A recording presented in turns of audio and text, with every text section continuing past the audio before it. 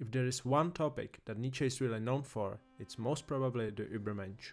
The German term Übermensch is usually translated as Superman, sometimes also the Overman. Although Nietzsche was the one who made this concept famous, he wasn't the first one to talk about it. Not at all. The concept of the Übermensch has appeared repeatedly throughout the human history.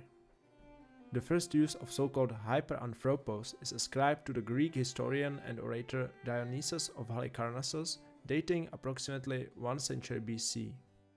The concept of the Übermensch is also to be found much later in the work of Dante Alighieri from the 14th century, the Divine Comedy. Nietzsche himself adopted the name from the French Enlightenment philosopher Helvetius, who wrote about the so-called homme supérieur. The Übermensch appears for the first time in the Nietzsche's work Human, All Too Human, although just sparingly and in rather vague form. The main catalyst of the Übermensch ideology is Nietzsche's later and most famous book Das Spoke Zarathustra. In this book, Zarathustra is the sage who comes to teach Übermensch to others. Interestingly enough, although the Übermensch is a central topic of Nietzsche's philosophy, there is no set-in-stone definition of the Übermensch persona. However, much of the Übermensch philosophy is hidden in between the lines of Nietzsche's work and in Zarathustra's often mysterious quotes. Nevertheless, the Übermensch could be characterized as not your typical hero. He has many good character traits as well as many bad ones. But actually, that's the catch. The typical Übermensch doesn't just mindlessly adopt the definition of virtue from others, but rather develops his own. The Übermensch redefines what good and bad actually means, questions everything, and draws his own conclusions. In the eyes of the Übermensch, good is what's useful, what makes one stronger mentally and physically, and what comes from the position of power. In today's society, as well as during Nietzsche's life, the typical Übermensch wouldn't be recognized as a particularly positive or charitable person. The radical open-mindedness combined with unshakable confidence often make the Übermensch rather disagreeable. That's also why he has no problem with destroying the old conventions and establishing new ones from the scratch. Hand in hand with confidence goes also courage. The courage to believe in oneself even though nobody else does, the courage to view and do things differently, but also the courage to go against the mainstream and stay true to one's own vision and mission. The Übermensch is not the kindest person, but rather a person who gets things done. When describing the Übermensch, Nietzsche referred to power-seeking historical figures like Alcibiades, Julius Caesar, Napoleon, or Caesar Borgia. These men were far from what most people would recognize as virtuous, but very close to Nietzsche's idea of the Übermensch. Perhaps the best example of a modern Übermensch was Steve Jobs.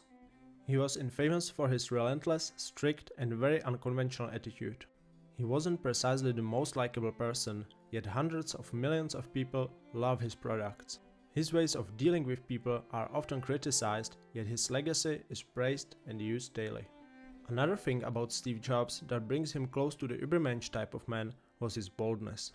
The audacity to do things his own way. With iPhone, he didn't introduce just a new product to the world, but a whole new category of smartphones. From the product itself to the marketing aspect of it, everything Apple has done was unlike anyone else ever did.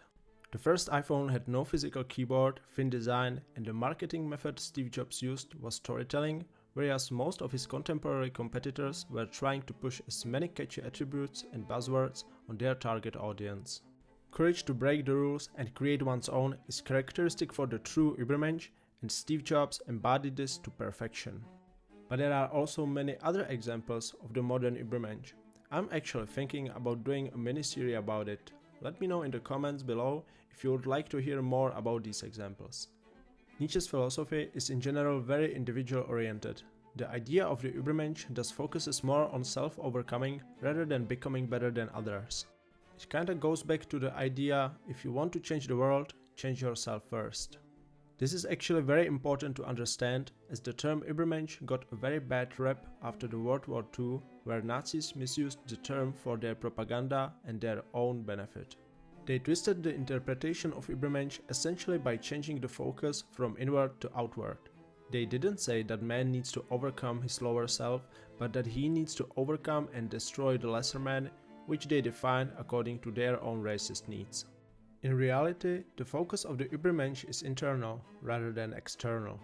Of course, as any human being, the Übermensch faces obstacles from the external world, But the goal is overcoming oneself, not necessarily others, as there is a difference between being an individualist and an egoist. In summary, the Übermensch is not the typical people's champ. It's not the character the world likes the most, but the person the world needs. A high performer, not a people pleaser. The Übermensch is a person with courage to destroy the old rules and create new ones. In one sentence, the Übermensch represents fully developed human potential, a true manifestation of all a man or woman can ever be. If you like this video, let me know in the comments if you would like to hear about other modern Übermensch personalities and explanation videos of this type. Thank you so much for watching and see you soon, fellow thinker.